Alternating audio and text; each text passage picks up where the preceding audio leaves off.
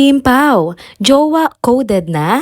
Mahigpit na holding hands, walang bitawan ng kamay sa mga nakaraang mall show nila.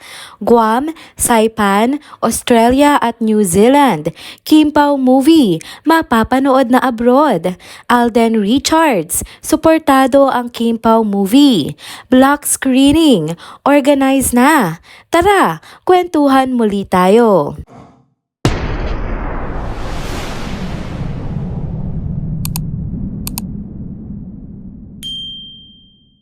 Hello mga ka-trenders! Welcome back muli sa ating channel. Kung bago pa lamang kayo dito, huwag nang kalimutang mag-like, mag-subscribe at i-hit na rin ang bell notification para lagi kayong updated sa mga balitang trending at napapanahon. Happy Saturday, Kim Pao fans at mga ka-trenders! Balik tayo sa ating paboritong topic, ang walang kupas na kilig at dilulong moments ng Kim Pao fandom. Ready na ba kayo sa latest ganap ng ating paboritong tambalan? Kung oo, tara na't simulan na natin ang ating tsikahan. Holding hands ng Kim Pao, bagong pakilig sa fans. Kung may isang bagay na sobrang ikinatuwa ng Kim Pao fans lately, eto na yon, ang mahigpit na holding hands ni Kim Chiu at Paolo Avellino. Viral na naman ang kanilang videos at pictures mula sa mall show ng My Love Will Make It Disappear at isa lang ang tanong ng mga fans, bakit parang jowa coded na ang hawakan ng kamay nila? Nagsimula nga ang lahat na magkasabay silang pumasok sa venue ng mga recent events na inatenda nila. Magkahawak kamay at parang ayaw na nga nilang bumitaw sa isa't isa. Habang kumakanta at binabati ang fans, hindi na nga nila binitawan ang kamay ng isa't isa. Sa dami ng anggulo at kuhang lumabas, napansin ng mga netizens na solid ang grip ni Paolo sa kamay ni Kim at si Kim naman parang sobrang komportable na sa ganitong moments nila.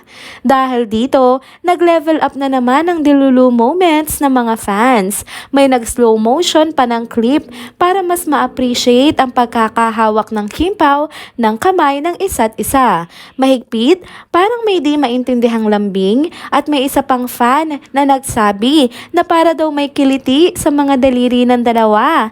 Ang iba naman, hindi mapigilan ng hiyaw at halos himatayin sa kilig dahil sa gestures nga na ito ng Kim Pao. Samantala, habang papalapit ng papalapit ang showing ng pelikula, hindi lang Kim Pao ang todo effort, pati mga fans nila. Grabe rin ang sipag. Isa na nga rito ang isang fan mula sa Lucena, Quezon na proud na ibinahagi ang kanyang block screening effort na may 392 seating capacity sa SM. Ayon sa kanya, naiiyak siya sa achievement na ito dahil gusto niya nga makatulong sa pelikula ng kanyang idolo. Ibang level talaga ang dedikasyon ng fandom. Grabe mga ka-trenders, sobrang iba talaga ang energy ng Kim Pao world ngayon. Kung ganyan lang din ka-sweet at ka-intense ang pag-holding hands nila, sino ba namang hindi magdedelulu, diba? Abangan na nga natin ang iba pang ganap at syempre, tuloy-tuloy lang tayo sa pagsuporta para sa My Love Will Make It Disappear. Next topic naman tayo mga ka-trenders, Kim Chiu. Mas lalong pinainit ang excitement para sa My Love Will Make It Disappear. 500 cinemas worldwide, confirmed na. Tuloy-tuloy na nga ang pasabog para sa pelikula ni Kim Chiu at Paolo Avellino na My Love Will Make It Disappear.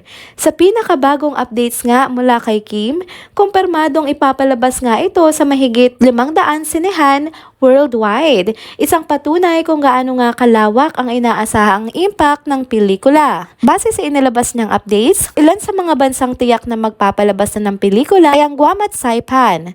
Hindi rin magpapahuli ang Australia at New Zealand, kung saan aasahan nga ang mainit na pagtanggap ng mga Pinoy at foreign audience sa love story ni Kim Chiu at Paolo Avellino.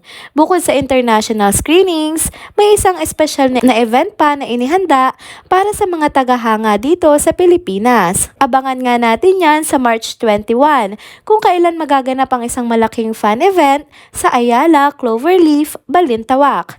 Siguradong magiging espesyal ang araw na ito para sa mga King Pao fans na sabik na ngang makita ang kanilang mga iniidolo at marinig ang kanilang mga kwento tungkol nga sa paggawa ng pelikula.